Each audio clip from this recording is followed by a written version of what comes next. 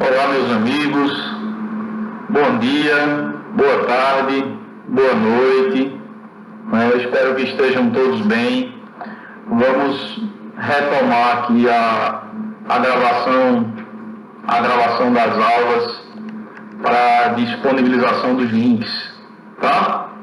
Então, havíamos parado na análise dos crimes contra a família. Rápida revisão para que a gente, a partir de então, prossiga. O bem jurídico família, sem sombra de dúvidas, é de extrema importância e essencialidade. Tá? O legislador ele não nega isso, né? Em respeito ao 226 da Constituição e ao próprio fato do bem jurídico ser de conhecimento público, a sua importância. Então, o direito penal vai protegê-lo, tá? Só que para que haja uma proteção sem intervenções inoportunas, já que existem princípios que estabelecem balizas para a intervenção penal, para que ela seja a mínima possível, somente com a necessidade expressa de forma subsidiária e fragmentária, como nos diz o princípio da intervenção mínima, é prudente que o legislador proteja esse bem jurídico de suma importância, levando em consideração a lei de registros públicos, tá? E assim ele o faz. Na primeira expressão, com relação à família, com relação ao produto da família, o capítulo 2, Estado da Filiação, e ainda, numa decorrência lógica dessas ideias, o capítulo 3º, que vai nos falar da assistência familiar. Então, a assistência familiar é um conjunto de responsabilidades que todos os membros da família têm uns para com os outros. Então, essa é a ideia dos crimes contra a assistência familiar, tá? Nós temos, em consequência disso, comportamentos de abandono, porque esses comportamentos de abandono são efetivamente os comportamentos que quebram essas responsabilidades mútuas sinalagmáticas que existem entre os membros de cada família.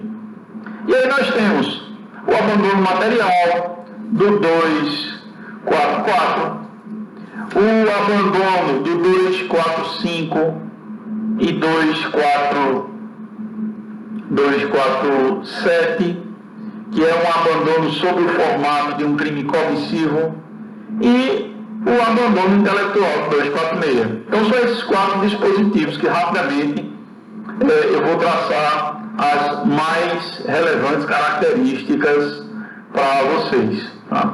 Começando do 244, o abandono material, ele é o que a doutrina faz com que percebamos.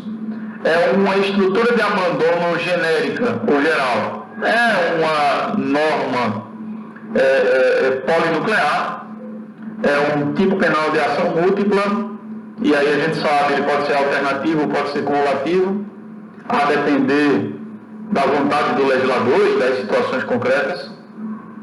Ele revela para a gente um crime formal, né? Então, esse crime, sendo formal, é com o ato de abandono que ele se vê consumado, além de trazer uma estrutura de um crime de perigo concreto. Então é a penúria que deve ser provada, é a penúria que faz exatamente esse crime, que tem como característica não a ocorrência de uma lesão, mas a exposição ao risco de uma lesão, que pode ser efetivamente provada. É um crime de perigo concreto. Então, depende da prova desse risco, da exposição a esse risco, pela construção, né, legal desse dispositivo. Tá? Além disso, é um crime omissivo próprio, e a gente não pode esquecer. A conduta, em sua externalização, ela pode se dar nos termos da lei, teoria de Bidding, ela pode se dar através de uma norma proibitiva, e aí essa norma sendo proibitiva, ela será quebrada pela ação, a imensa maioria dos dispositivos, mas ela pode também se estruturar de uma maneira mandamental. Ao invés de trazer uma proibição, ela traz uma ordem. E aí o sujeito ativo quebra essa ordem quando se omite a ela. E essa omissão, como exteriorização desse comportamento, pode se dar de duas maneiras.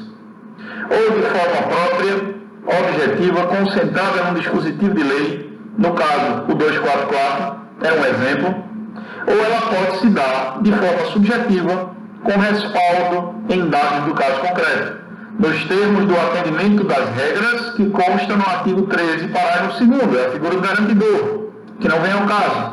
Então aqui nós temos um tipo penal omissivo próprio, tá? Além de ser propriamente dito um crime próprio, porque só quem possui essas responsabilidades é que poderá quebrar esse tipo de norma descrita no 244. Tá? Então essas são as regras básicas para que a gente comece a analisar os verbos que o 244 oferece para a gente. Tá? Em duas ocasiões, a repetição do verbo deixar. Então no primeiro momento a gente tem deixar sem justa causa, e esse fragmento sem justa causa nos apresenta uma causa de exclusão da tipicidade, porque se o sujeito ativo, ele ao contrário tem uma justa causa, está excluída a tipicidade do dispositivo, certo? Mas vamos lá, deixar sem justa causa, de prover a subsistência do cônjuge, filho menor de 18 anos ou inapto para o trabalho, ou ascendente inválido ou maior de 60 anos. E aí vem a forma como o sujeito ativo vai deixar de prover a subsistência. Veja, não lhes proporcionando os recursos necessários ou faltando ao pagamento de pensão alimentícia judicialmente acordada, fixada ou majorada. Então, nesse primeiro momento, o ato de abandono, ele se concentrará sobre essas balizas, tá? Nesse primeiro instante, a gente analisa esse crime de perigo concreto sobre esse formato. E aí fica a dica. A situação de penúria, ela fecha o raciocínio planejado pelo legislador, no que se refere à primeira parte desse dispositivo que está no 244 do seu Código Penal. Certinho?